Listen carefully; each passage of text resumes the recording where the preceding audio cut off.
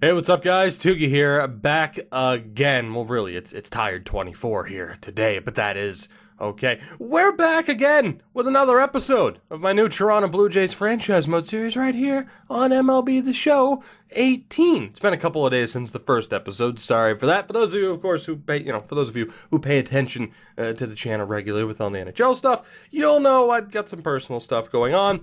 Uploads will be more frequent. That goes for everything. Moving forward, mainly after this weekend. That said, let's get into the fun stuff as it is time to begin our first season with the Blue Jays. The goal for today's episode, to make it through the year one draft and hopefully up to the All-Star game. I don't know. We'll see. As far as our plan for this team, of course, we laid it out that we are going to go after our GM goals. Rather than doing the easy thing of rebuilding, we are going to try like hell to win that league pennant, and we'll see if we can do just that. As far as going out and getting certain players, now, I'm not picking on anybody when I name, Joey Gallo.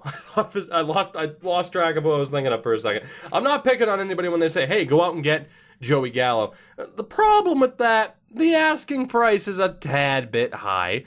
Just a tad bit. What I'm going to do, in fairness, that wasn't that bad. Probably would have been a good trade to make. I want to see what this team can do. I want to see who performs. I want to see who underperforms. If someone underperforms, we have players within the system that we can package with said players to go out and get an improvement. If Josh Donaldson somehow isn't getting it done, we'll flip him. We'll make things happen. If Solarte's struggling at second, we'll make things happen. That is the plan for the moment. Like I said, we have some prospects, including someone like Austin Meadows that we picked up in the last episode in what was a pretty controversial move in switching out our closers. And I know, innocent until proven guilty and all that, but I'm just making the assumption that his career in Toronto is over one way or another. It's probably quite likely. So I'm more than happy to go ahead with Felipe Rivero as our closer. It's not like it's that bad of an option either. He is an amazing, amazing player and should be amazing for us, hopefully. One more thing to note, it was pointed out in the comments, give a shot to Michael Ynoa, whatever. I'm calling him Ynoa because, that's how it's spelled. We'll see how he does. He's 26. I'm not sure how well he will develop, but it was worth giving him a shot. He'll start off as our ace down in AAA.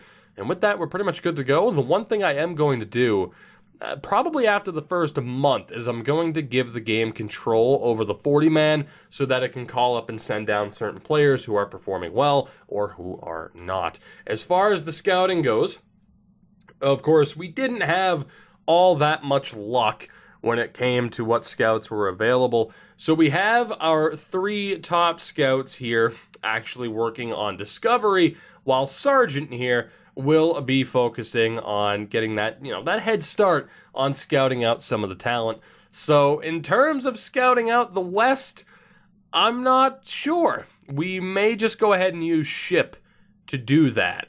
But we'll see how it goes. I am going to check on scouting every 2 days or so, which is going to get tedious to some, but it is a strategy that has worked out incredibly well for me in the past as we start off this season with a 4-3 loss to the New York Yankees, and we actually lose both of our games to start this season. In terms of playing through games, probably not. You know me at this point. You know how I like to work franchise modes. We're all about making progress for the most part, although some people still say I take too long in trying to do that. You get the point, though. The goal is to progress, and if I'm sitting here playing games, that's not going to happen, as we lost 3 out of 4 against New York to start this season. For a team that has pennant aspirations, that's not exactly how I wanted to start off. And I should note, too, for position players from international, I will probably use Ham to scout out that region. So it's going to be kind of tedious, as I mentioned, when it comes to scouting talent. But we'll make the best with what we have as we split the first 2 games of that series against the White Sox. Let's keep scouting things out here.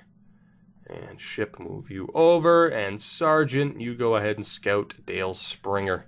Why not? We take the series against Chicago, which is nice, up to 3-4 now on the season, as we get the joys of moving over to lefties. Hooray. Like I said, might be a tad bit tedious, but it is a strategy that has worked out tremendously well for me. Ellis McCann's not worth scouting. 21 years old and 4+ years away, no thank you. Augustine Rosado, though, very much worth scouting. I think about the 23rd is when I will hand over control of the roster to the AI, as we split the first 2 games against Texas. Let's see, move you over to Command. Sargent, go ahead and take a look at Rolando Cabrera. Just trying to work on those 80 overalls that we have already had scouted. We lose the series to Texas, but we do start off the next series against Baltimore with a win. They are 2-9 to begin this season, so while we might not be doing as well as we would have hoped, really, we're better than Baltimore. Is that an accomplishment? Probably not, but hey, I'll take it. We actually swept them. Jesus, poor Baltimore. That is a rough way to start things off, and that does move us into winning record territory. So I'm feeling pumped about that. A lot of closers in this first draft. We don't have full information on German yet, though, so we'll stay scouting him. We start the series against Cleveland with a 6-4 victory. Beautiful. Contract-wise, coaches' contracts. Why are you telling me that now? That's so weird. I already know. All right, so for Ham, we are good to start looking for position players, and we will start there. For Ballard, what do we want to do? I think we'll just have him start scouting pitchers. Really. I could use him for pitchers in the West and use Ship for the position players in the same region, or I can just start using Ballard to scout. So like Ham will take care of the position players for both the East and International region, and Ship will take care of scouting in the Central and West just in general. I think that's what we're going to do. So we'll be using Ballard and Sargent to take a look at the prospects that we are already aware of. So yeah, let's move you over, and again, we'll start off with arm strength and fielding for catchers. Game 2 against Cleveland's a win. Game 3 also a win, so back-to-back sweeps and a winning streak for the Blue Jays, up to 10-6. I wish I could be incredibly happy. We have a long way to go, needless to say. Can't exactly get too excited yet. We'll have him take a look at Corona. He'll focus on power and contact. And we will have you focus on Estrella. He's worth checking out. So, Kansas City, they're 7-9 to start the year. We lose game 1, we win game 2. So a chance to keep our series winning streak alive, at the very least. I'm so tempted to scout contact as well as power, but we should be okay. Like, I'm tempted to invert them, but we should be fine. Infield, let's focus on fielding and speed. You can scout Bill Lattimore, infield, fielding, and speed, and you can scout, I'd prefer to have you scout a pitcher. Take a look at Cal Robles. Please and thank you. As we have our first big injury. Henderson Alvarez, one of our free agent signings, out for 2 to 3 months. That is unfortunate. I don't even know if we beat Kansas City. He's going to the 60-day DL. Justin Smoke's out day-to-day with a bruised hand. We did beat Kansas City 13-5, so that's tremendous. But it does set up an issue. And you know what? We're early enough into this. I mean, would it be Yanoa? I think it would be. And we'd probably leave Garcia as the extra man. Playing like a 79 right now. Damn. Holy hell, I didn't even notice. 18 innings pitched, 20 strike. Yeah, okay, yep. Well, that solves that. To the major leagues you go, Michael. Welcome. Good to have you here. And then down in AAA, we have 3, 4, 5, and Baruki? Yeah, you're doing okay, Baruki. Up to AAA you go. And AA, 3, 4, 5, and 6 with Pardinho. Actually, we'll go with Joey Wentz. He's a bit more valuable to us. Sweet. So, I'll set up this rotation-wise. Garcia is actually doing really well. You know what doesn't care about being in the bullpen. I'm going to reward Garcia. I was looking at the whip, man. I mean, I said he was doing all right. He's not. He's not. Yanoa's into the rotation. Estrada's kind of struggling. Happ's doing okay. Sanchez is doing okay. And Marcus Stroman's living up to the ace moniker. So I'm happy with that. How's Rivera done so far? 117 whip? Not bad. 10 strikeouts. How many saves so far? 6 saves on the season. I'm okay with that. AAA, I think we're good. Although Biagini, gotta call him Biagini. He'll move up a spot. Tepesh here. Better for him to be the long reliever, I think. Maybe. You know what? We'll move him up. It's fine.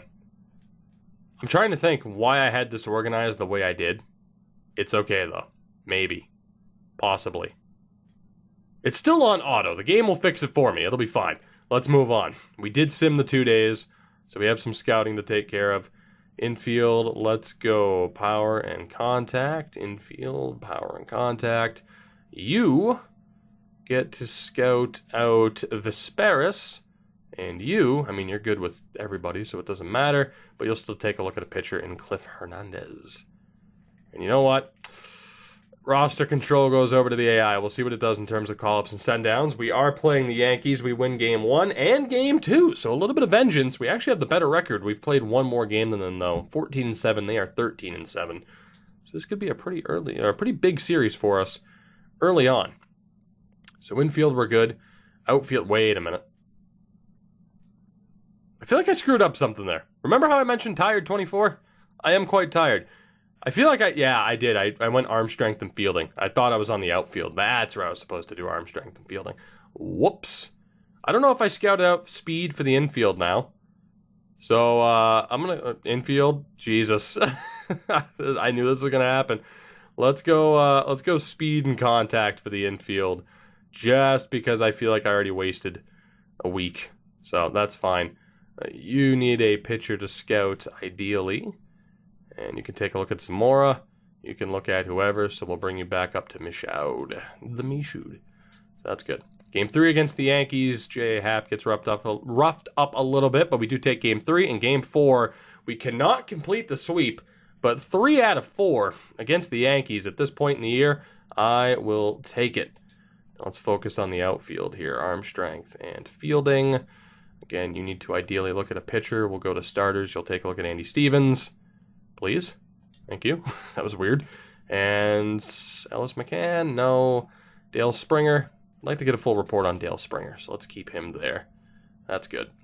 2 more days. J. Happ's good. 9-13 Red Sox. We lose Game 1, unfortunately. Did we make any changes to the lineup? We did not. All right, so that's fine. Let's go speed and contact for the outfield now, as I meant to do before. You need to look at pitchers. We'll keep you on Stevens. Your efficiency is causing some issues, unfortunately. And let's see. You'll take a look at Charlie Mann. I might take a look at the stats for the first time here at the end of this month, as we do finally drop a series for the second time this month. We started off with the win against Chicago. We lost to Texas, and we now have lost to Boston. But that was a pretty good run of form for us. I'm not complaining. Outfield-wise, let's look for power and contact. Ballard. Okay, we pretty much have a full report on Stevens. He might not be the best option. We'll take a look at Eric Geronimo, mainly because his name is Eric Geronimo. We'll also take a look at Robles. Another Robles, but that's fine. Starting off the series against Texas, we'll be looking for a bit of revenge. We lose Game 1 and Game 2. Texas, our kryptonite. As if there's not enough history there. They're proving to be our kryptonite. So, Ham, we already scouted out pitchers in the international territory, but guess what? You're going on vacation. To the international territory you go, and we'll take a look at arm strength and fielding for catchers. And Ship, you get to go out west, where you need to look for everything. So have fun with that. Again, we'll take a look here. We'll keep scouting Geronimo, Sargent. We'll switch to Albert Clark at first. We have 38 days until the draft, so hopefully we're not squandering this here as we at least avoid the sweep against Texas, and we start off our series with Minnesota, with a win. So on May 1st, we are at 18-12 on the year, 3 games back of New York, who are at 21-9. Baltimore's already 13 back. We are the 8th ranked team, 30th in speed, 21st in contact, 5th in power, 8th for pitching, and 15 in defense. Stroman leading the league with pitching wins, I should say. So I think, yeah, we scouted that. We did the 2-day stretch there. Let's go power and contact for catcher. And for pitcher, righty command. You can take a look at... Wow, we still don't have a full report on Springer. What the hell is going on here, guys? I know your efficiency is incredibly low, but man, that's why we could have such a hard time scouting. Pitching efficiency is so low, or scouting efficiency is so low. And especially when we're not scouting for anything specific, we're just kind of looking in general terms, it's a little bit rough. Stroman, 5-1 on the season with a 2.47 ERA. He's having a tremendous year. Aaron Sanchez, not so much so far. Estrada's a little bit better, but still not great. J.A. Happ's doing all right. And Garcia's been miserable, ERA-wise. Not that, has been much better. You're killing me. Zick's been great. I mean, only 4 innings pitched, though, so not much to go off of. Ryan Tepera's been pretty damn good, as has Tyler Clippard. Seung Hwan Oh has been great. Rosenthal's been... Wow, I mean, our bullpen's lights out. Our bullpen is lights out. So sooner rather than later, perhaps, we could be looking for the pitching cavalry. Kevin Pillar, 235 average. I'd like that to be a little bit better. Solarte is doing well with a 284. 302 for Donaldson. I'm not complaining. Randall Grichuk, 252. Is it Grichuk or Grichuk? I'm honestly not sure. Let me know. Tulo at a 279. I'm good with that. 393. Curtis Granderson has turned back time, ladies and gentlemen. Oh my God. Teoscar Hernandez struggling a bit. The unfortunate thing is he expects to play at a major league level. And if I send him down, that's going to cause some issues with him, I would imagine. So we could be looking for an improvement there sooner rather than later. Justin Smoke's been great. Russell Martin's been pretty good. Steve Pearce hasn't been tremendous. Morales has been struggling. Travis and Gabriel Lino, our free agent signing, has been doing pretty well too. So my main concern right now is in left with Teoscar Hernandez. So left field and starting pitching, 2 things we'll be keeping an eye on here throughout the month of May. We continue our series with the Twins, and we complete the sweep, which is tremendous. Let's move on to infield in the international spot. We'll go fielding and speed. You'll take a look at righty movement. Ballard, let's have you take a look at... I mean, I know having someone named Ballard in Toronto, that's a rough subject. That's a hockey reference, folks. It could be a sensitive subject, but hopefully he does well for us. Steve Lopez. Scout him out, too. Let's see, the next 2 days, starting off the series against Tampa. They're at 17-13. And we have our first trade. Nelson Cruz is on the move off to St. Louis, along with Guillermo Heredia for Tommy Pham. Interesting move on the Cardinals' part. We do take game 1 against Tampa. Granderson is leading the league in batting average. It might have just been AL, but I can't imagine he's not leading the league in general. That is absolutely ridiculous. Let's go power and contact in the infield. You'll take a look at velocity. Ballard, check out Diego Liriano. Sargent, check out Eric Stevens. So a lot of pitching options so far. Next 2 days, we'll finish up the series with Tampa. We complete the sweep. It's another series sweep early on in the regular season. Very pumped about that. Let's go arm strength and fielding. You'll take a look at lefties with Clutch. Again, he has to scout out the entire West region for us. Ballard, you'll take a look at Jesse Laws. Sargent, let's take a look. I don't like Montalvo. 21 in 4 years, no thank you. But we will take a look at Walter Koo at first. So we start off this series against Seattle. They're looking good at 21-13, and we take game 1 by the score of 5-4. So despite some early concerns, we're doing quite well. I feel like that's a given. We are doing quite well. Let's actually prioritize speed and contact and move you over to lefty command. Starters, Clinton Favreau, and Sargent. We'll take a look at Brian Spence, the catcher. Next 2 games against Seattle, we at least win the series. We split those 2.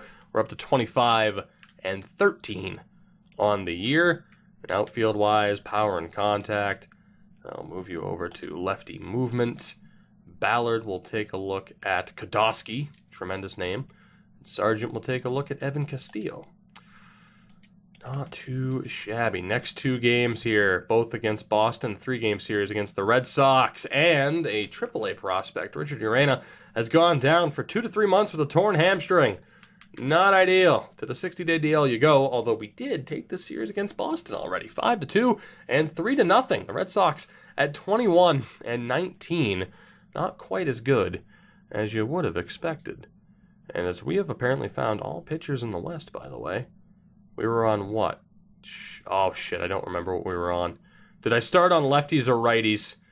Oh, boy, you screwed me here, game. You screwed me. I don't remember. You know what? We have enough goddamn pitchers already. Hopefully the West isn't a gold mine for pitching, at least lefties or righties, whatever the alternative was that I hadn't yet scouted, because I genuinely do not remember. Although all catchers are apparently discovered out of the West already, so apparently there are no catchers in the West. That at least saves me a little bit of time. It's like for fielding and speed in the infield. That was unfortunate. And then power and contact we had already been scouting. So that's good. So outfield is good to go. Ham now can start looking at players as well. He'll take a look at Bill Snowden. Ballard will take a look at Felix Casto, and Sargent will have you scout out Spence a little bit more. So the only guy still scouting is Ship, trying to wrap up our look into the Western region, 22 days out from the draft. But we have 3 of our scouts now on the case. Chad Prado, not worth looking at, 4 years away at 22 years old, no thank you. Same with Mahler and McCann. I do want a full report on Casto. Ballard, we're going to move... Actually, no, wait. Ballard will keep on Casto. We'll have Ham take a look at Cornell. Ship, we'll move you over to power and contact. And Sargent will take a look at Lopez. Let's do that. Move on. Quick 2-game series against the Mets. And we split that 28-15 on the year. We started off slow, but we've certainly recovered in a strong way. We'll take a look at Mortero there. Ship will move you to the outfield, arm strength and fielding. And Sargent will take a look at Felipe Esparza. 20 days out from the draft, we're starting a 4-game series against Oakland. And unfortunately, we have dropped the first 2 games. Stroman picked up a loss. Jesse Baker's worth checking out. Ballard can check out Clemens. We'll have you take a look at speed and contact, and Sargent can check out Vladimir Valido. Oakland, we win Game 3 and Game 4, so we at least fight back to take the split 16 days out from the draft. I'm starting to get just a tad bit nervous. Just a tad bit. The pressure's on early. It absolutely is, to find us the reinforcements that we are absolutely going to need if we want to find success in this run. And we have to do it quickly. Again, I want to win. I didn't want to just be like, okay, easy rebuild, let's do it. That's the easy thing to do with Toronto. As we take Game 1 against LA, and Noah was on the mound there. Ship is now good to start looking at prospects as well. So I'm feeling good about that. So let's see. I do want a full report on this guy, especially with that contact. I want a full report on that guy. The next pitcher, Kevin Murillo. Ship can take a look. Shopshack's not worth looking at. Calero is. And we'll take a look at McGowan. He's 24 years away. That's kind of my cutoff for actually, paying attention to someone. We're only 2 weeks out from the draft. Game 2 against LA is an 8-1 loss. Game 3 is a 6-4 win. So it's another series win. We're up to 32-18 on the year. Absolutely tremendous. Let's get a full report on Calero. Who's next here? Let's get a full report on McGowan. Let's get some info on Benitez. And then pitching-wise, Will Chadwick. That's what every team needs, is a good Chadwick. There's a lot. Oh, my God. Yeah, we're not going to have a full report on all these players. And certainly not all of them are going to be 80 potentials, but we're going to have a rough time. Despite having some low discovery ratings, I'm going to have to go day by day here as Jaime Garcia picks up an injury, Rowley picks up an injury, and we lose 10-7 to Philly. I really need to optimize this now even more. As long as they're like, McGowan's fine. That's good enough. Benitez, I need a little bit more information. Chadwick, I could use a little bit more information. Rohrbaugh's not worth looking at. Like for these guys here, I mean, it's not a full and accurate report, but it's at least something. And that's the kind of cutoff that I'm going to have to use. We'll take a look at Quisenberry. There's a lot of pitchers in this draft, man. Let me take a look. So catchers. Is there anybody else? So none of the other catchers are really worth looking at. Like Archie McDonough, sure, but I have to sort through the 80s. So Brian Spence, but more importantly, Lorenzo Tejera is probably our main target. First base, I'm not happy with either of those 80 potentials in terms of scouting them out. Second, I'm good. Third base, we do have Kaplan and Hank Fries, perhaps Freeze. So let's go ahead and look at those two at third, just to put some emphasis on position players. We win Game 2 against Philly and win Game 3, so it's another series win. 34-19 now on the year. Let's take a look again here at third. Kaplan's not worth getting the full report on. Freeze or Fries definitely is. I imagine people want me to call him Fries. I'll worry about Ballard in a minute. At shortstop, I prefer the full report on Uchida, but that's fine. We need to take a look at Ronaldo Roth. And I would prefer... I mean, again, I'm not going to have full reports on those two, but it's fine. There's at least some info there. At left, oh my god, the amount of left fielders that we need info on. Starting with Rod Penn. And then Ballard will be the one guy left to focus on pitching. We have two more closers, Quisenberry and Hinojosa. It's fine. We'll start with Quisenberry. And we got to go day by day. So game 1 here against Boston, it's a 4-2 win. And let's see what else we're dealing with.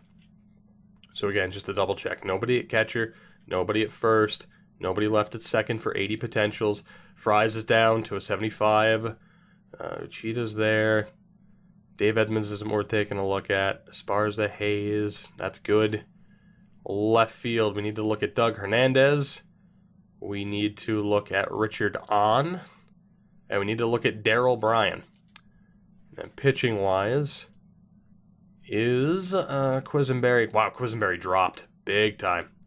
Big time. Down to a 65, apparently. That could bounce back, but I need to go ahead and change up the focus to Hinojosa. And we'll be good to go. 8 days away from the draft as we pick up another win against the Red Sox. Let's go back and focus here. Left field, Johnny French. Let's take a look. Let's take a look at Steve Wint and Holman. Actually, no to Holman. Ton Nobles. Great name there. Closers were good. Relievers. There's really no one else. Cabrera's the only guy worth paying attention to, in my opinion. So back to starters, and we'll take a look at Enrique Flores. I prefer to go 2 days when I have the chance, because obviously you get a more in-depth report. We don't have the time, obviously. Flores, I need to get more info on Flores, though.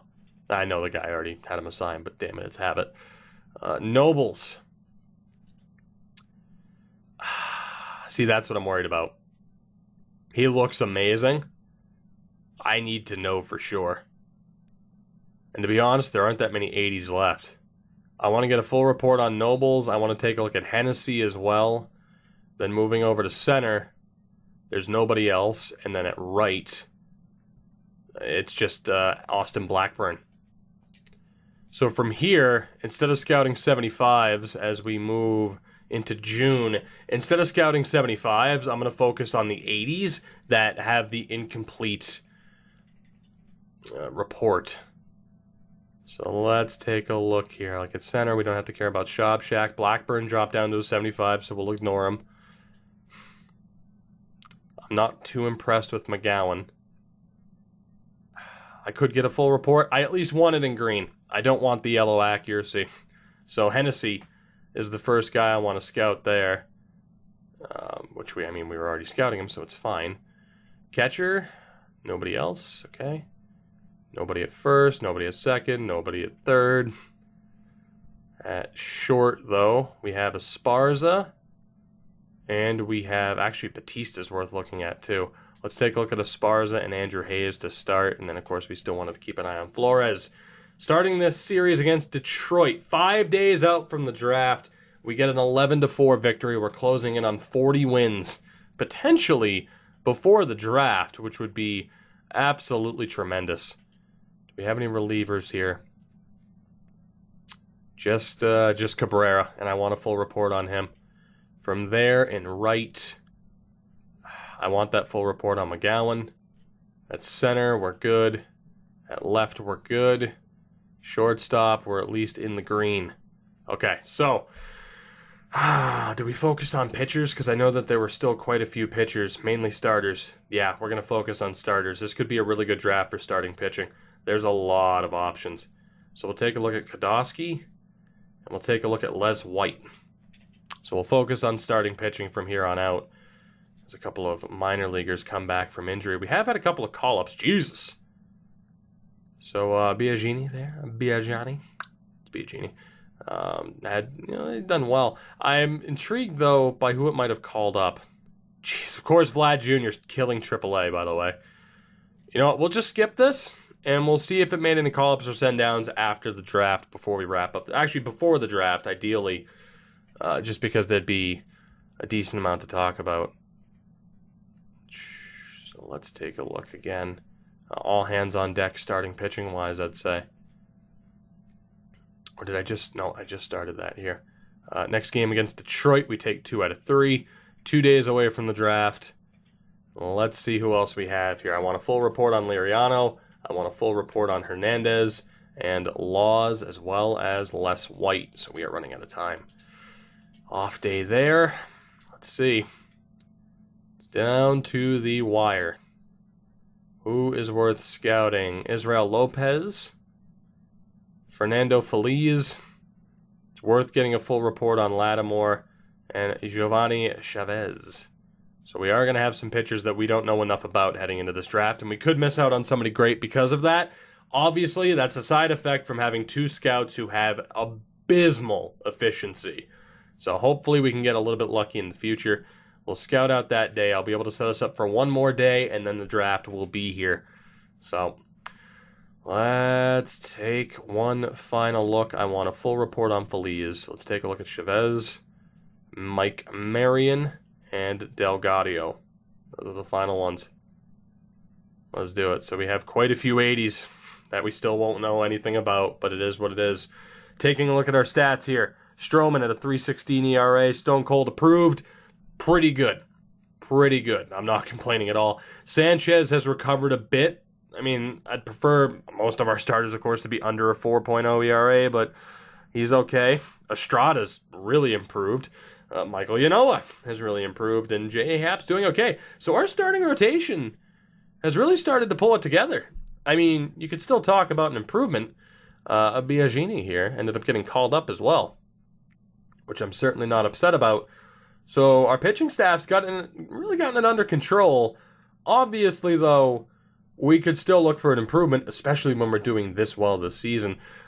Zick has done quite well. Tapera, Clippard's still doing well. I don't have any complaints about any of our relievers right now. The pitching staff has gotten it done, despite not being the strongest on paper.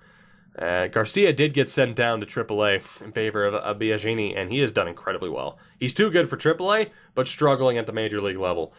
What are you going to do, right? As far as the lineup goes, let's take a look. Pilar is up to a 2.62 average of 14 RBIs. No home runs, though.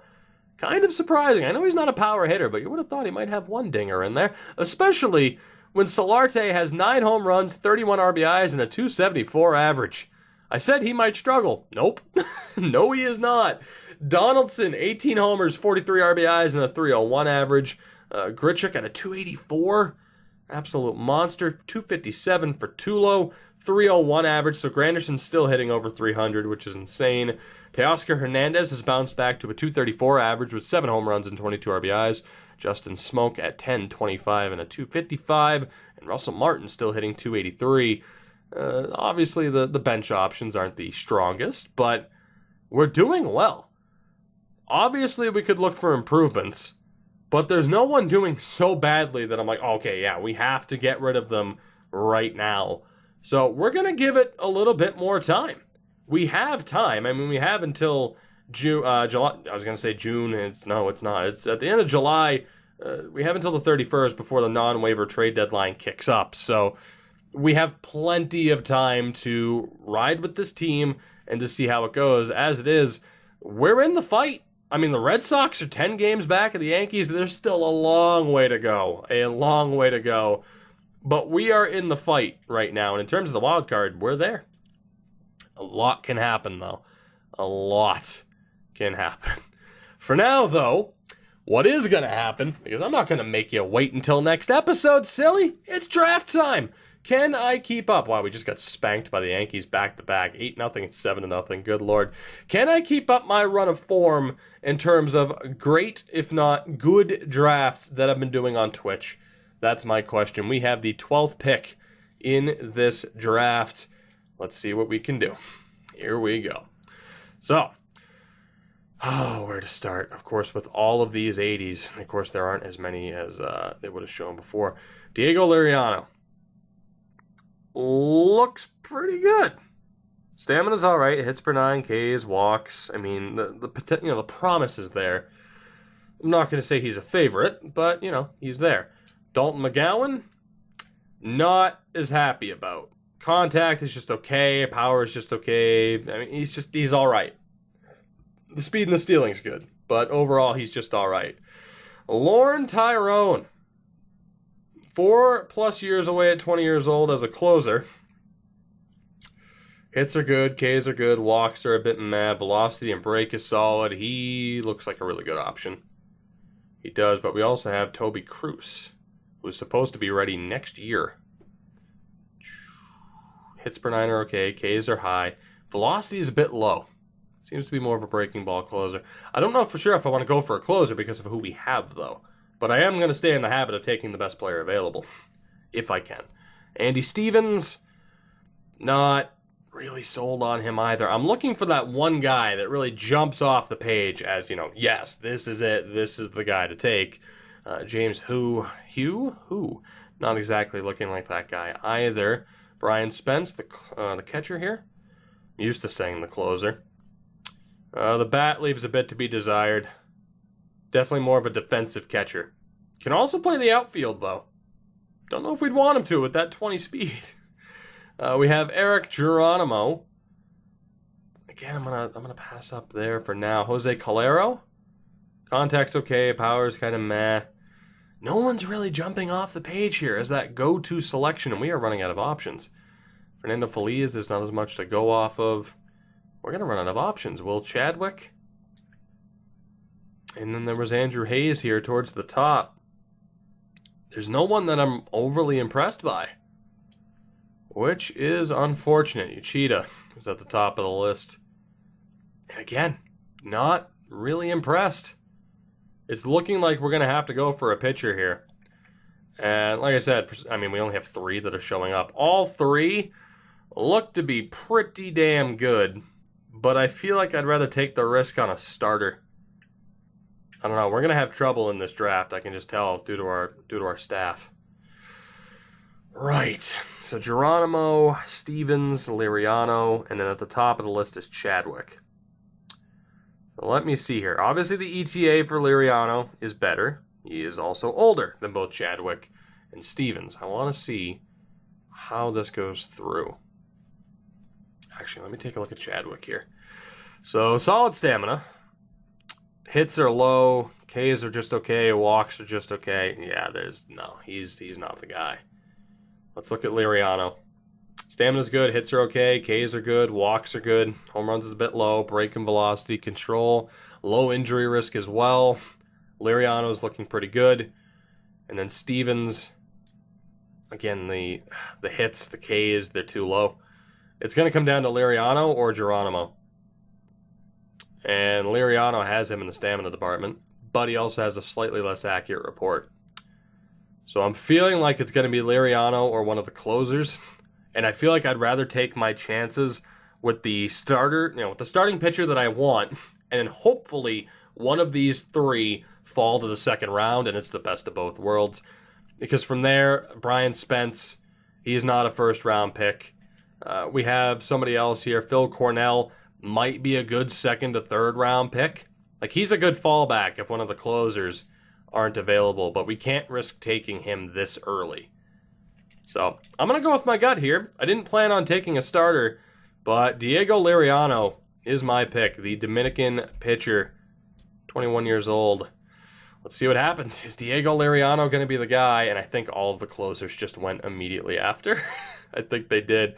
Is there one left? Hold on. All three followed up. Who, Cruz, and Tyrone. My God. Well, there goes that. The good thing is we don't need a closer as much as we needed a starter and some infield help. So I'm not sweating that too much. That's just hilarious, though, that they all went off the board back-to-back. I could get Will Chadwick here as a follow-up. Enrique Flores, not so much. There's still a lot of starting pitching. Is there any good starting pitching, though, I suppose is the question. I'm going to look elsewhere first. So, catchers, it would be a complete guess from here. At first, Walter Koo? High injury risk, no way. No way. I'm not touching that. Not a chance. Albert Clark, solid contact, at least potential-wise, projected-wise. Power's promising. Vision and discipline's okay. He's not bad. 20 years old, 4+ years away. Isn't the best, though, but Clark is an option. We don't have anybody at second that we have any info on. We don't have anybody at third that we have any info on. Shortstop, Pachita's still on the board. Low injury risk, but I'm not feeling that. The contact's a bit too low. The power leaves a lot to be desired. The vision, the discipline, no. If he slips late, sure, but no for now.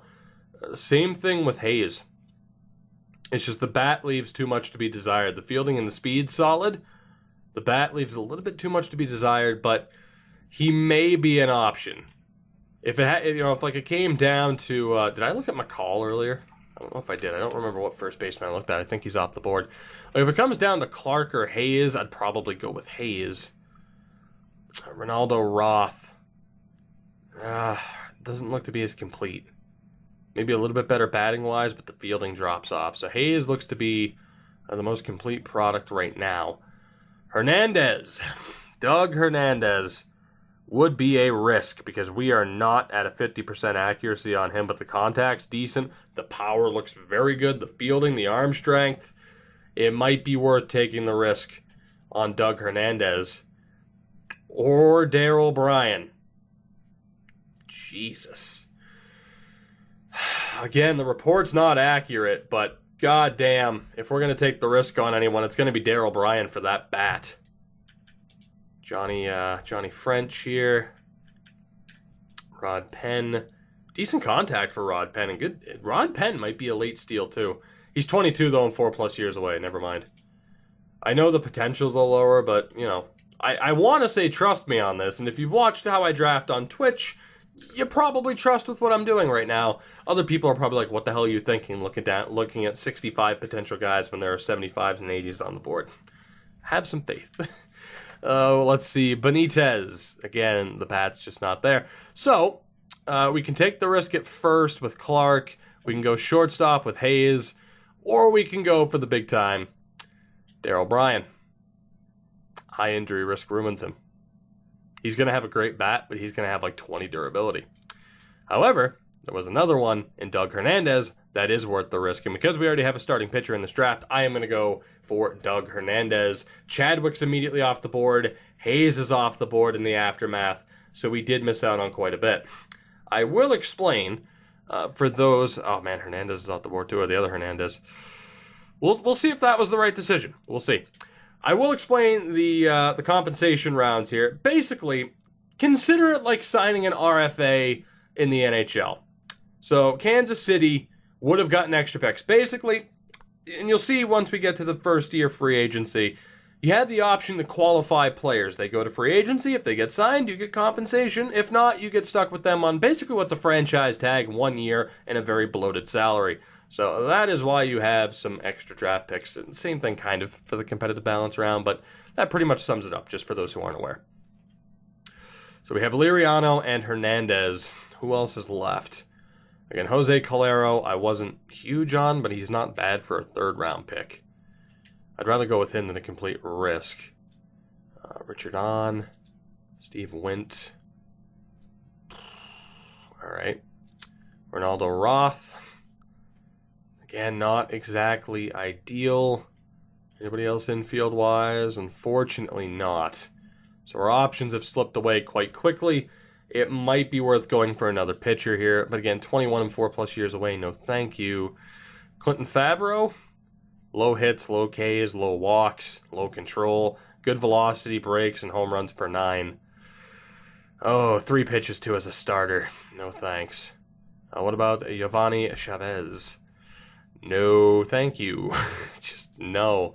This is rough, man. Our scouts did not help us out much at all. Miguel Estrella, though, looks good aside from the Ks per 9. He could be good. He could be good for us. And Castilla as well isn't the worst option, but I don't like the velocity. Estrella might be the way to go. And then someone like Israel Lopez, eh. So for me, it comes down to Estrella or we go with Calero. I'm not going to take the risk with Brian. I'm going to hope that either Roth or Calero make it to the next round.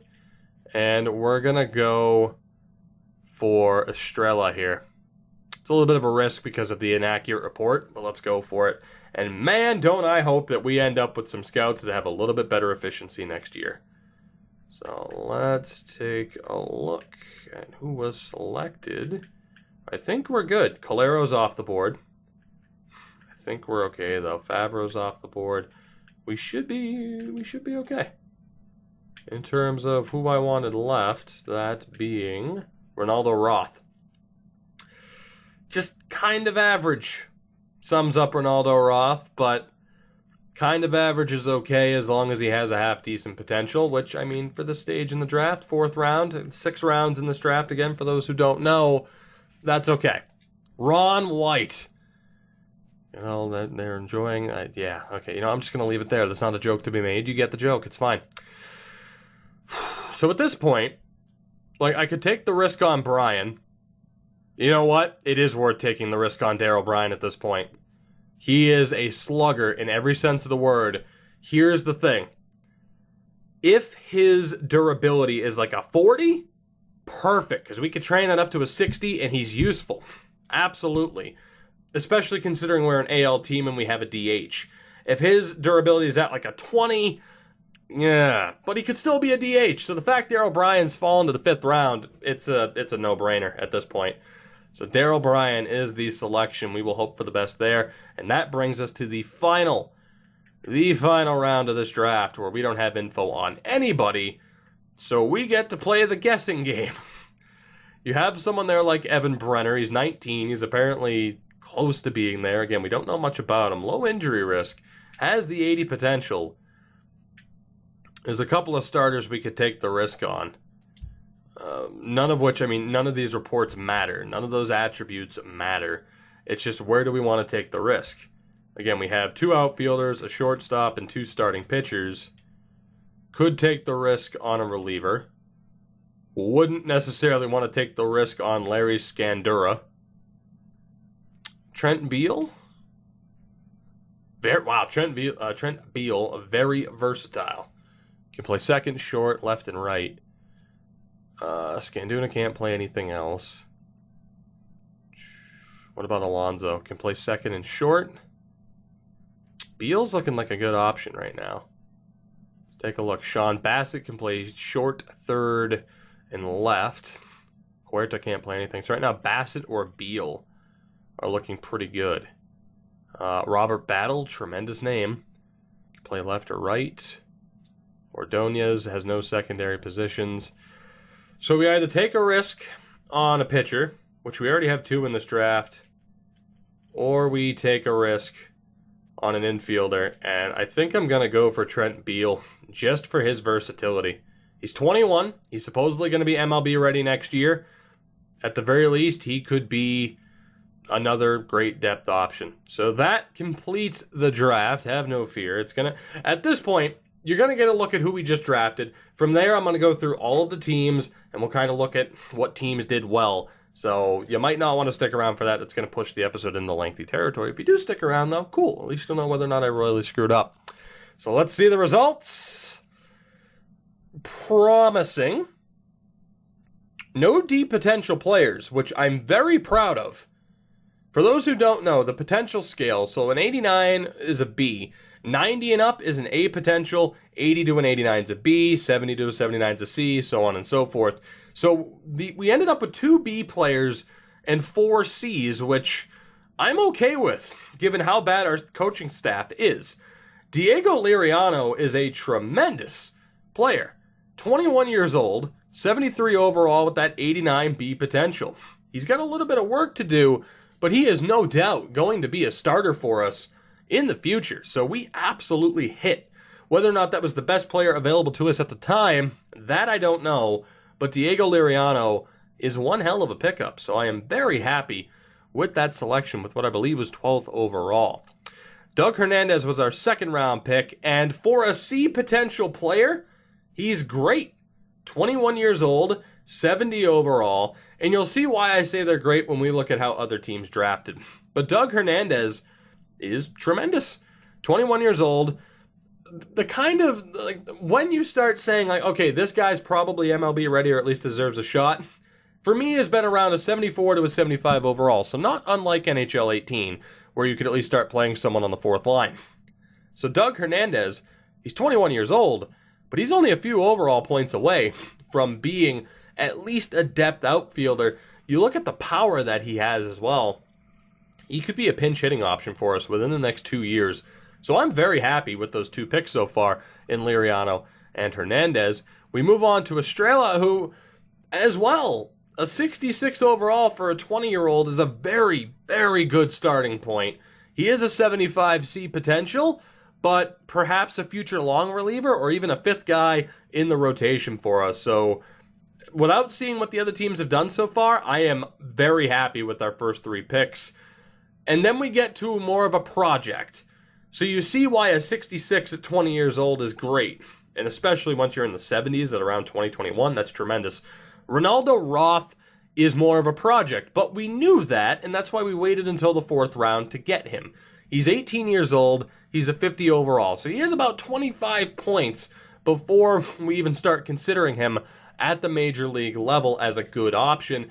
He has that B potential, which should help him get there. The durability is a little bit low, but to get a project shortstop in the 4th round, I'm incredibly happy with that. And then we get to Darryl Bryan. Now look, we knew he was a slugger. We knew he was going to have a good starting overall. That wasn't the question. The fact that he has a C potential over a D potential as well is a massive win for us in this draft. 21 years old, 74 overall with that 73 C potential. All of that is great. What is the durability? It's a 39. That is manageable. That is manageable. We should be able to get that to the point where he is a solid DH option for us.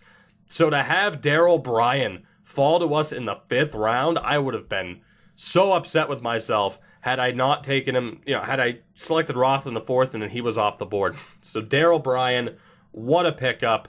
And Trent, oh my God, guys. Holy shit, I did it again. I don't care. That comes off as cocky. Screw it. This was one hell of a draft.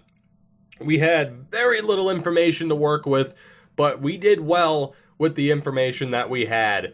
My God, again, 4 C potential players, but all 4 of those C potential players are great. So again, Liriano, tremendous as a B potential prospect. Hernandez is good. Estrella's good. Roth's good. Bryan is a steal. And Trent Beal, 21 years old, a 70 overall with that 79 C potential. His versatility as well. amazing draft for us. We will absolutely be signing all 4 players. For those who don't know, these guys will not be available to us until next season. But for someone like Liriano, we're going to want to pay him a little bit. There's a chance he could be on the Major League roster next year. Hernandez, honestly, kind of same thing. I'm going to pay him a little bit more. Estrella, we can settle for the 100K. Roth, the 70K works. Bryan will absolutely be on the roster next year as a pinch hitter, so we'll sign him to the 550. And Beal, we'll pay him 250. Tremendous draft. This might be one of my better drafts, top to bottom, to not end up with a deep potential player. And all 3 of the 21-year-olds we drafted were at least a 70 overall. The 20-year-old was a 66. And we get a project shortstop in Ronaldo Roth. Odds are it's going to be very tough for any of the other teams to have as good of a draft as that top to bottom. They might end up with more higher potential talent. Obviously, we didn't end up with an A potential guy, but we did incredibly well. So let's take a look at everyone else, and we start off with the Chicago White Sox. Now, here's the thing. 20-year-old Mark Carrillo, the 20-year-old that we drafted is at least a 66. So he's ahead of the game, but at least with Carrillo, he's a 92. He is an A potential. That's a pretty good pickup. They picked before us, I'm quite sure. So 20 years old, 60 overall is a little bit low, but the 92 potential will help him develop. So that's a good pickup for them. Or on the flip side, Greg Sanchez, only being a 61 at 22 years old, not very good. The only way he ever makes the majors is as a pinch runner. That's it. And Fletcher Skaggs, case in point, comparing him to Ronaldo Roth. They're both the 50, but Roth, 2 years younger. They both have that B potential. I would be much happier, and I am much happier with the Roth pickup than had we ended up with Fletcher Skaggs. So, Carrillo, great pickup. Sanchez, not so much. Fletcher Skaggs, not so much. 20 years old and you have 25 points to go? I don't know how I'd feel about that. Miguel Figueroa, though, is a great pickup for a C potential reliever. 68 overall at 19 years old, that's a great pickup. From there, you do have Willis Galvis, who's a 67, but he's a D potential. There's a chance he's going to decline and retire within 3 seasons. Same thing for Vernon Feliz, 65 overall at 19 years old, which is great, but he's a D potential. So overall, top to bottom, we had a much better draft than Chicago. They do get decent pickups with Carrillo, Figueroa, and Galvis and Feliz are okay, but you know they had probably the best talent. I don't know. I'm happy with Liriano. We had a better draft than Chicago, but they weren't miserable. We move on to Cleveland, who took Hank Fries in the first round. Hank Freeze, Victor. We call it, his middle name is Victor. 20 years old and the 51 overall, so you know that's kind of rough. 89 potential, that high B potential might be able to drag him out of the rough, but overall, that's just okay for a first round pick. They got Albert Clark for a C potential guy, 58 overall, 20 years old. Because of his batting ability, he might be a future pinch hitter, so that's okay. Geronimo Casilla, he's okay. For a C potential, 22 years old, 68 overall, it's just all right. Robert Richard, I'll call him Robert Richard if he's Canadian. He's not, he's from North Carolina, so you just have 2 first names, buddy. 18 years old, 55 overall, C potential. He has time to develop out of that, so that's pretty good. Tony Dennison, very good pickup for them. 62 overall at 18 years old, 94 velocity, that B potential. I have noticed the first few drafts tend to be better. You'll notice that as well if we get deep into this run where things kind of fall off quickly in terms of draft quality. Chris Garlobo, also quite good for a C potential pitcher, 18 years old and a 69 overall, so that's a great starting overall, of course. It's a very nice starting overall, you might say. Sam Covey is terrible, 22 years old and a 50, that's a complete waste. And Walter Koo is a D potential, that is a complete waste. So again, top to bottom, you kind of see now where, you know, Garlobo's good, Dennison's good, Richard's okay, Casilla's okay, Clark's okay, Freeze is okay. You kind of see what I mean now about being happy about our draft top to bottom. We didn't, you know, hit it out of the park, baseball pun, I know, but we didn't hit it out of the park with B and A potentials, but we had a very good draft top to bottom. Cleveland did okay as well, as did Chicago. We move on to Detroit.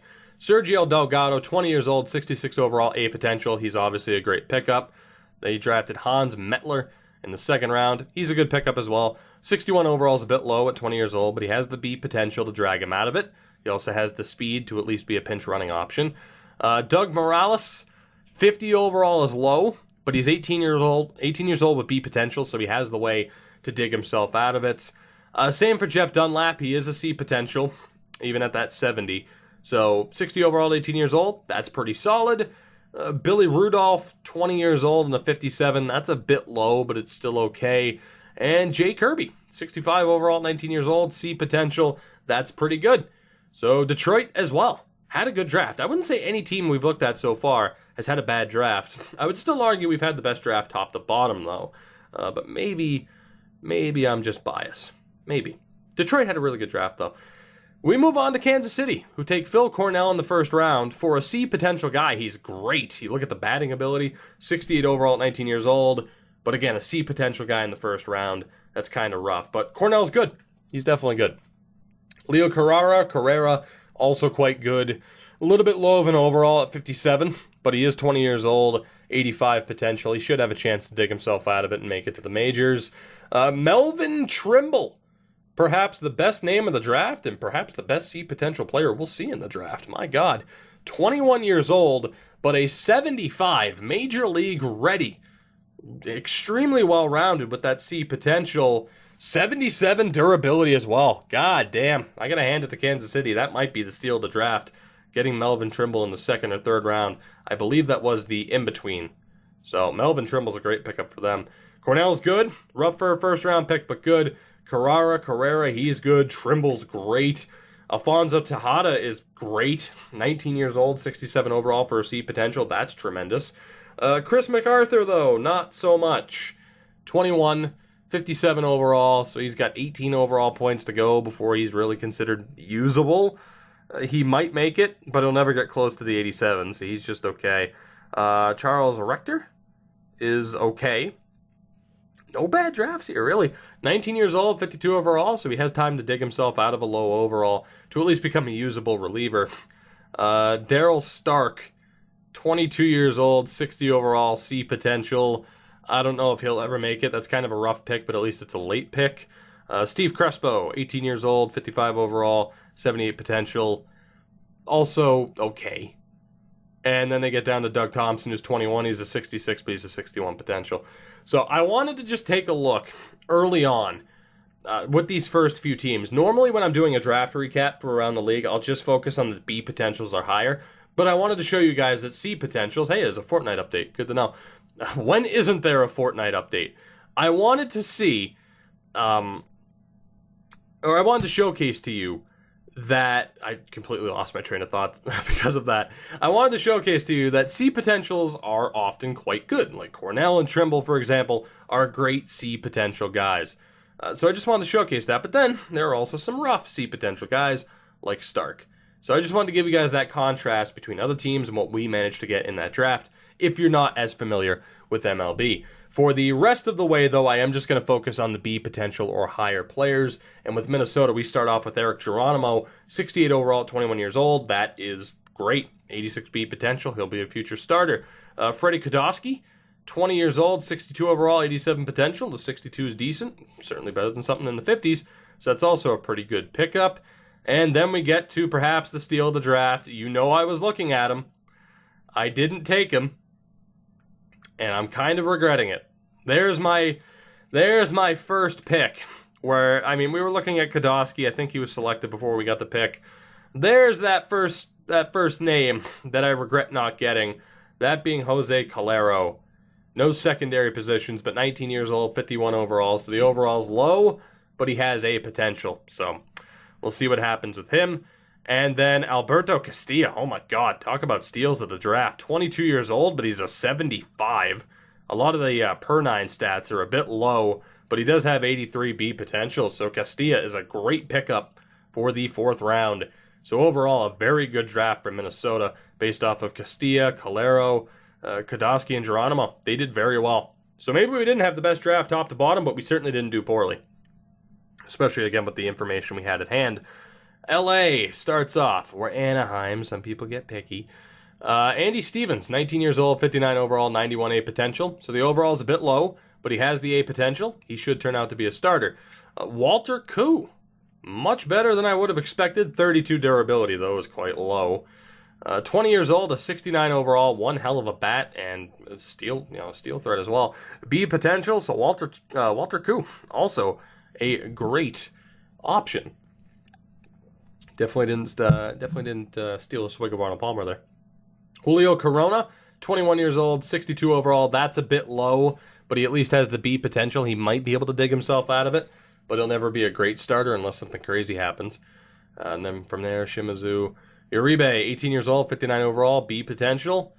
You know what? I'm happy with our draft. Again, considering the info that we had at hand, due to just having terrible scouts to start this draft, I consider that an accomplishment. But yeah, some other teams did very, very well. That includes the Angels. Uribe and Winika are both great options. Young players, both 59 overall with B potential. Great draft there for LA. Oakland gets Miguel Ramirez, who is a bit of a bust.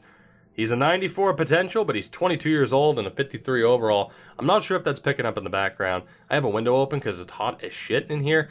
Planes, kids, and automobiles. Anyway, yeah, Ramirez, not that great. Dalton McGowan, also not that great. Has a long way to go before he develops, but he at least has the potential to possibly do that. Roger Rorabaugh, same thing, 21 and a 57. And Emerson Gee, 21 years old, 48 overall. So with McGowan, Rorabaugh, and Guy, it's going to take a lot for them to end up being usable at the major league level. Same for Ramirez. So potential's there, trade pieces are there, but not the best draft for Oakland. Seattle gets Toby Cruz, which you knew he was going to be amazing. At least I knew he was going to be amazing, and if you're familiar with the game, you knew he was going to be great. But I feel pretty good about the catcher we have, or the closer that we have already. You could argue, go with Cruz and then trade who we have now once Cruz is ready. Not a bad way to go, but Cruz isn't going to be at that elite level, potentially World Series winning level for a long time. Or at least a couple of years, and I'm hoping, of course, to be competitive and make a World Series within a few years. Will Chadwick, 18 years old, 57 overall, A potential. Goddamn, Chadwick was great too. That's another miss. That's another miss. We had the chance to draft him. We did. We had the chance to draft him. We went with Hernandez instead. So, I'm being knocked off my pedestal here a bit. We could have had both Toby Cruz and Will Chadwick, and we didn't take them. So, yeah, we missed. Toby Cruz, obviously a great pick. Chadwick, a great pick. I feel confident not selecting Chadwick. I mean, that's obviously the power of hindsight. Didn't really know that Chadwick was going to be that good until now, especially with the stats there. Sean Michael, the Heartbreak Kid. I know he's missing an S, but it's fine. 51 overall, 20 years old, 81 potential. He's a bit hit or miss. Israel Lopez, though, another name we were looking at. Jesus Christ, Seattle. You're making me look foolish. 18 years old, 59 overall, 83 potential. He's obviously quite solid. Texas gets Lauren Tyrone. Not as good. 20 years old, 61 overall, 91 potential. The 91 potential should help bring him to at least a usable level, but he's certainly no Toby Cruz. From there, only one other B potential guy, that being Bill Lattimore, 61 overall at 21 years old, 84 potential. Will probably have a rough time becoming a starter, but could potentially make it. Aside from that, 3 D potential players for Texas. So there you go. We have our first team to kind of botch it. Houston gets David Bake, I don't know. David B. from South Korea. 19 years old, 66 overall with great speed and contact. B potential, he's a really good pickup. Jesse Laws, great pickup. I don't need to tell you why. Age, overall potential, I just told you why. Clinton Favreau, a bit more of a project, but still a decent pickup. From there, they kind of swung and missed. I mean, D potential there for Sean Stringer. And for a C potential guy, actually, Marquez isn't that bad. Atlanta gets Wesley Goodwin. Obviously great, but that's their only B potential guy or higher. So kind of a rough draft for Atlanta unless they did well with the C potentials. I mean, Mortero's okay. Kind of a rough draft for Atlanta. Miami gets James Hu. So without a doubt, Toby Cruz was the guy to get. 19 years old, 61 overall, 93 potential. He's okay. He should make it, but not the best closing option. I don't know if they had the option to take... I think they were left with James Hu, to be honest. Let's take a look. Scott Kaplan, a little bit rough because of the overall. Hernandez, I swear to God, you wouldn't think that a small dog, for those who have seen Emmy, of course she frequents on Twitch, my dog Emmy, you wouldn't think a small dog would be infatuated with the bathroom like a bigger dog. No, she kind of is. She kind of is. Actually, it might not even be her, to be honest. That would be weird. Someone might be in my house. I might die. You might not hear this. For whoever finds this, if I am dead, God, what do I want my last words to be? Arnold Palmer's great, other iced tea, kick rocks. Except for Lipton. Lipton's okay. And Brisk. I don't know who Brisk is made by. It might be made by Lipton, but that's okay too. But it does not compare to the nectar of the gods known as Arnold Palmer, half and half, iced tea, lemonade. Go Bruins. Those are my last words. And Liverpool. And the Patriots. Hernandez is okay, and Will Orozco for a 21-year-old is quite rough. Washington had Austin Blackburn. I swear I just heard a door close. Someone might be here without me knowing. I'm kind of freaked out. But considering they haven't come into this room and killed me yet, I'm feeling okay. Huh. You know what? No, I'm going to keep going. It'll be fine. Because if it is someone who's not going to kill me, they probably hear myself talking to myself and they know what's up. So it's fine. For Washington, Austin Blackburn, good pickup, has time to develop. The Mets get Rich Schaefer. Good. 19 years old, 58 overall, 95 potential. He has time to develop. Felipe Esparza, despite being 22, 62, he might make it as a depth option. Giovanni Chavez, who we probably should have selected. Jesus, we missed out on a lot of good players. 19 years old. My scouts really let me down with these reports. 19 years old, 60 overall, A potential. And Derek Schmidt, 19 years old, 66 overall, B potential. Great draft there for the Mets. 4 players who should at least make the majors in some way, shape, or form. The Phillies take Alberto Tejada, 22 years old and only a 60. That is quite rough. Even with the A potential, he's got a long way to go and little time to do it. And that is their only B potential guy. The Cubs get Michael Silva, 21 years old and a 49. That's a death sentence. Pretty much he'll never be a strong major leaguer. Same with Robert Uchida, 19 years old, 50 overall. He's got a long way to go. Like I said, 25 points roughly. Will he make it? Time will tell. And those were their only 2 B potential guys or higher. Cincy gets Lorenzo Tejera, 47 overall. Even with an A potential, that is incredibly low. I personally would say he's not going to make it. I'll be intrigued to see what happens, though. Again, 19 years old and a 47. They get Jamie Thomas. I was thinking for a second, I'm like, with that spelling, he's probably not American. No, he is. He is. I was thinking like Jamie Thomas, but no, 22 years old, 56 overall, A potential. Will he make it? Probably not. 56 is a bit too low for a 22-year-old. 56 is a bit too low for a 21-year-old. So kind of a rough draft there for Cincy. Milwaukee gets Dale Springer, 21 years old, 64 overall, B potential. He has a chance to make it. Ton Nobles has a much better chance to make it. 20 years old, 62 overall, 88 potential. And Ernie Quintana, 19 years old with a 59, A potential. He'll definitely make it. So a good pickup. Good set of pickups there for Milwaukee. Pittsburgh kind of Pittsburghed it. Jeff Sanderson, 20 years old, 57 overall with that A potential, has an outside chance to make it. He's going to need a little bit of luck on his side to go up those 18 points in a quick manner. And then Ron White, he's 22, but he does have a 67 overall, so that helps. Good vision and contact, good speed, and B potential. So White and Sanderson should both be major leaguers at some point and in some way, shape, or form. St. Louis gets Brian Spence. 20 years old, and he definitely is a defensive catcher. 20 years old, 59 overall, B potential. Nah, just that bat's going to hinder him for his entire career. Whereas Enrique Flores, 19 years old, he's a good pickup. I'm gonna cut it to this point, like just, hey, good pickup, bad pickup. Archie McDonough, my opinion, decent. 20 years old, 61 overall, has a chance to make it. And that was, okay, so we at least did better than Arizona. I think we can agree on that. Colorado gets Cal Robles, who is 20 years old and a 53. That's incredibly low. Same for Les White, 21 and a 58. That's incredibly low. Andreas Arias, though, is better. 21 years old, 68 overall, with a very high B potential. That's a really good pickup for them. Steve Wentz a C potential. It's a bit low. Robbie Brandt, 19 years old, so the 58's a bit more acceptable. And David Ryu is a little bit better for a C potential guy.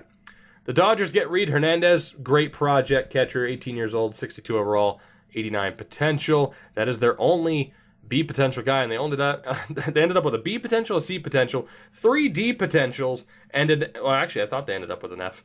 They did not. So D potential carries over from 50 to a 70. So 50 to a 69 is D potential, apparently. I actually didn't know that. Actually, I did. It just didn't come to mind. It just didn't come to mind for some reason. Yeah, below 50 would be an F. San Diego gets Ross Hall. Obviously good. 18 years old. Low overall. Has time to develop as an A potential. That is their only high overall. The Giants get Sammy Guillen. 20 years old. 72 overall. A potential. Obviously tremendous. Jim Presley, too low of an overall.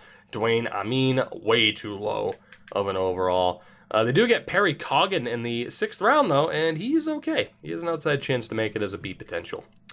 Baltimore gets Barry Wilkerson. He's okay. He's an A potential, right? So 20 years old, 61 overall is a little bit low, but he should make it, especially due to the speed. Johnny French, he's more of a lock. 20 years old, a 66. You can look at the attributes, very solid B potential there. Even Miguel Trejo for a C potential, solid. Drew Morales, 21 years old, so the 63 is a little bit low, but he should make it because of that high B potential. Daryl Delabate, also great. Wow, what a draft for Baltimore. Holy shit. Delabate, 18 years old, 60 overall with that B potential. He's a future MLBer. Rolando Villalobos, Jesus Christ, Baltimore. The steal of the draft in the 5th round with Villalobos, 18 years old, 62 overall, A potential. Here is your best in class for this draft. And Henry Murillo, oh my God. 67 overall, 18 years old, A potential. Baltimore killed it, and they needed to. My God. Great pick. Great pick. Great pick. Decent pick. Great pick. Decent pick. Great pick. They killed it. Boston gets Evan Castillo. 49 overall is obviously low, but at 18 and 90 potential, he has time to develop out of it. And Martin Delgado, great pick for a B potential guy due to the overall and his age. The Yankees get nobody great. Lopez is way too low of an overall. Feliz is good, actually. 20 years old, 69 overall, which is, of course, nice. 87 potential. Rick Mahler, obviously, the 98 potential is great, but he's 22 and a 58 overall. He's going to have a rough time making it, but the contact and vision helps. So, an interesting draft for the Yankees. Feliz is a good pickup. Mahler, we'll see if a miracle can happen. And Dave Slattery isn't too bad for a C potential guy. Tampa gets Rolando Cabrera, 20 years old, 58 overall, 89 potential, which is okay. 58's a bit low. Wes Hennessy, 46 is low, but he has time to develop out of it as an 18-year-old with 90 overall, or with 90 potential. I was going to say A potential, an 18-year-old. I don't know. It's been a long video, man. Andrew Hayes.